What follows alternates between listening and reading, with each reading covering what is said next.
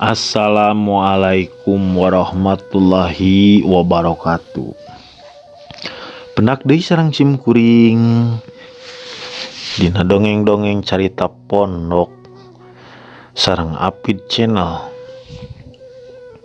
Dongeng ngarupakeun bentuk sastra kuno nu nyaritakeun eta kajadian nu luar biasa. Namun fiksi jeung fiktif nu sifatna hayalan. Dongeng oge ngarupakeun carita tradisional nu turun-temurun jeung ngabogaan fungsi sebagai pengajaran moral. Nya sakedik panginten ti simkuring bade nyaritakeun dongeng tentang Nyi Roro Kidul. Kanu nuju teu damang sing enggal didamangkeun sareng kanu nuju usaha sing dilancarkeun usahana, kanu gaduh pamaksadan sareng tujuan nu sae sing enggal kalaksanakeun tujuanana. Bismillahirrahmanirrahim.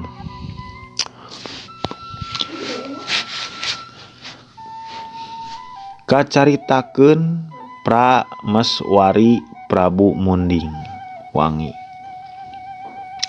Ngagaduhan putra istri anu geulis kawanti-wanti, endah kabina-bina jenenganana Dewi Kadita. Saking ku geulis-geulisna tah si putri dugi ka padayebat Dewi Srangenge. Pangna disebat Dewi Srangenge margi raraena cahayaan. Kawas panon pong mimiti bijil jadi cahayana teh aduh pokona mah caang pisan gitunya.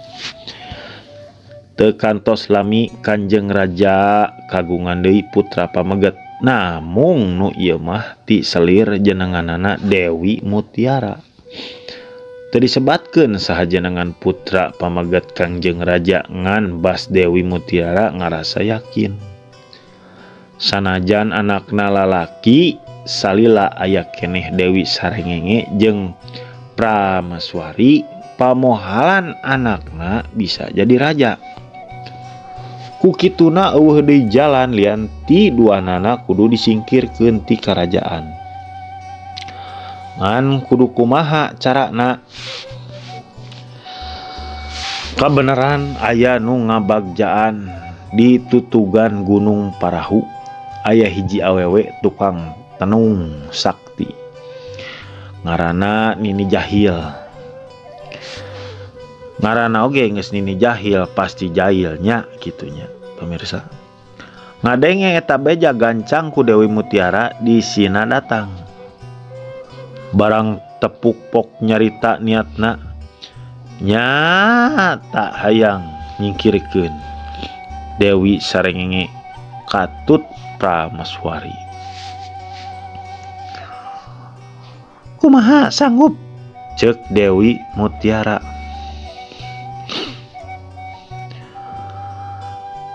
Teh ceuli atuh nu kitu mah, jawab Nini Jahil. Tapi entong dipahan, tong dipaehan, cenah deui. Mlarewa. Nini Jahil siga nu yakin maksud manehna anak jeung indungna rek ditenung supaya beungeutna rusak. Ingetanana ari beungeutna rusak mah pasti ku Kangjeng Raja diusir lantaran dianggap wiwirang keur karajaan. Kacaritakeun dina hiji peuting waktuna pangeungsi karaton sarare Tibra. Nini Jahil asup ka jero karaton dasar tukang tenun sakti. Eueuh saurang oge anu nyahoan.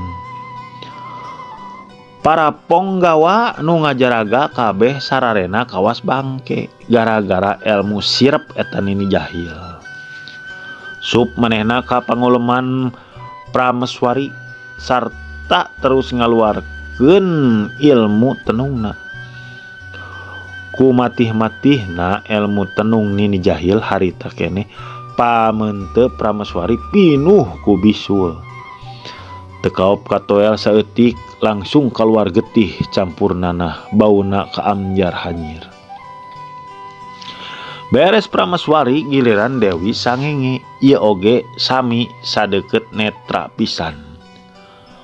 Pamenta anu sakitu gelisna robah jadi goreng patut pinuh ku koreng borok jeung bisul laleutik. Sarua deui teu kaop katoel meungesan barijil nanah campur getih bauna samuhangru.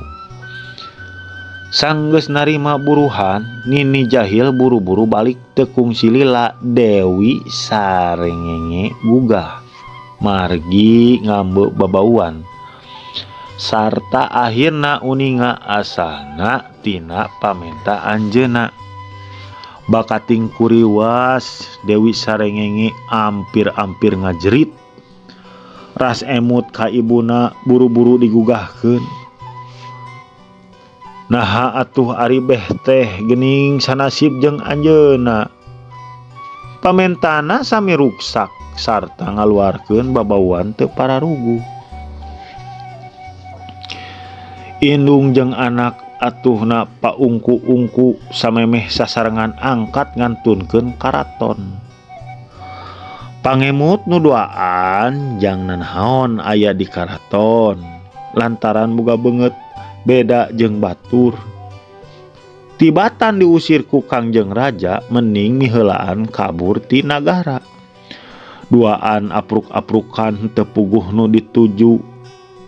Sakali mangsa jog ka hiji patapan, bubuhan Pandita Sakti pribumi langsung uninga, saha awewe nu sarumping teh. Atuh teras ku anjeunna diangkeun, malah dianggap putra jeung putu.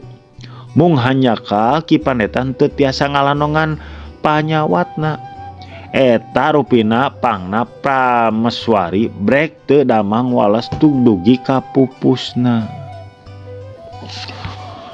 Kumargi terang saha nu ngaboga dosana, Ki Pandita lajeng ngutus maung kembar. Sina ngahukum Nini Jahil. Duanana teu meunang balik salila tukang tenung jahat aya keneh di kieuna. Teu kungsi lila ditungtuan gunung Parahu guyur.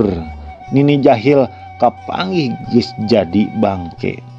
Beungeut jeung awakna rusak tawas kapak kuku maung. Di kantun pupus ku ibuna Dewi sarengenge teu kiat lami-lami aya di patapan. Wengi-wengi anjeunna rerencepan kabur. Saleresna Ki Pandita sanggeus teu uninga putu angkatna kabur ngantunkeun patapaan. Namung tibatan manah Dewi sarengenge teras sedih. Ngemut bagka nutos ngantunkeun, mending antep sinamilari pangalaman. Saha nu terang bakal pinanggih jeung kabagjaan. Caturkeun Dewi sarengenge angkat henteu puguh nu dijugjug. Saban ngalangkung leuweung anjeunna ngarep-ngarep maot dihakan sato galak. Tapi sakitu mindeng pasarandog, boro-boro aya nu daek ngahakan kalah paheula-heula nyalingkir. Duka pedah teu tegaeun nempo waruga nu sakitu rusakna. Duka teu kuat ngambe bauna. Lami-lami Dewi sarengenge jog anjog ka sisi basisir kidul. Kumargi ngaraos bingung. Kamana kedah neraskeun laku. Anjeunna liren sakantena niat ngareureuhkeun kecap reup kulem tibra naker. Sabot kulem sumping impenan anjeunna ditepakan hiji aki-aki. Eta aki-aki pok sasauran kieu cenah. Dedeh teuing incu aki nu geulis kedah ngalaman hirup sangsara. Ayeuna mah geragugah heg siram dina cai laut. Engke segala rupa baris balik deui sabihari. Rengse siram ulah ka mana-mana margi bakal aya satria nu ngajak nikah. Tamat aki-aki sasauran, Dewi sarengenge gugah luak liuk teu aya sasaha. Iwal aya laut nu kacida legana, ombak siga nu ngagupayan sangkan anjeun engel-engel siram. Dewi sarengenge gebrus ibak kakojayan, cai laut asin teh karaos asa seger. Anjeunna unggal anjeunna ngusap rarai, urut borok reujeng bisul harita keneh langsung bersih. Kasauran aki-aki telepat, pamenteun nu geulis bersih deui, sinarna moncorong kawas panon poe kakara medal. Kantenan Dewi sarengenge pohara bingahna, anjeunna ampir-ampir teu percanten kana kajian nu sakitu matak anehna. Wareg siram kokojayan, lajeng ngenteung kana beungeut cai katinggal raraina ngagenclang herang. Nurut kana kasauraran aki-aki dina impenan, anjeunna henteu kamana-mana deui. Damelna ngantos kasumpingan satria anu bade ngajak nikah teh. Nganaha atuh nu diantos-antos teh dek sumping. Sadinten, dua dinten, Dewi sarengenge tiasa keneh nahan kasabaran. Saminggu, 2 minggu, sasasi, 2 sasi, Dewi sarengenge seep kasabaranana. Lami-lami timbul bendu margi asa dibohongan. Tungtungna jeleng luncat ka laut maksad bade luluasan. Milih neuleunkeun maneh ka laut. Syukur-syukur mun dihakan hiu raksasa. Tapi cai laut kalah nyalingkir. Nya kitu pangeusina daratan ngabagasekeun. Tungtungna Dewi sarengenge diangkat janten ratu nelah Nyai Ratu Nyi Roro Kidul. Sanaos kitu anjeunna tetep panasaran palai tepang sareng satria nu dijangjikeun eta aki. Cai laut teras diubek niat milarian satria eta sabab pangna laut kidul kasohor gede ombakna lantaran hayoh wae diubek-ubek ku Nyi Roro Kidul. Tah sakitu dongeng ti Sim Kuring. Dongeng nu singkat ti sejarahna eta dongeng Nyi Roro Kidul. Hatur nuhun sateu acana. Punten bilih aya kalepatan raheut basa carita nu ku Sim Kuring disebutkeun. Hatur nuhun. Assalamualaikum warahmatullahi wabarakatuh.